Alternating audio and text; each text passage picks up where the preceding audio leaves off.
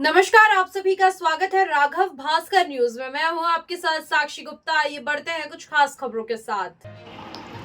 राष्ट्र पक्षी मोर का संदिग्ध हालत में मिला शव। मोर का शव मिलने से मचा हड़कंप। प्रकाश बमहौरी के ग्रामीणों की सूचना पर वन अमला पहुंचा घटनास्थल। मृतक को मोर का पोस्टमार्टम कर किया अंतिम संस्कार। वन विभाग एसडीओ का दावा, पोस्टमार्टम से मोर की मौत नहीं पता चल सकती और साथ ही इसके कारण भी नहीं पता चल सकती। छतरपुर जिले के प्रकाश बमौरी थाना क्षेत्र अंतर्गत राष्ट्रीय पक्षी मोर की संदिग्ध परिस्थितियों में मौत का मामला सामने आया था। क्या पूरा मामला है, किस प्रकार की कार्रवाई की जा रही है?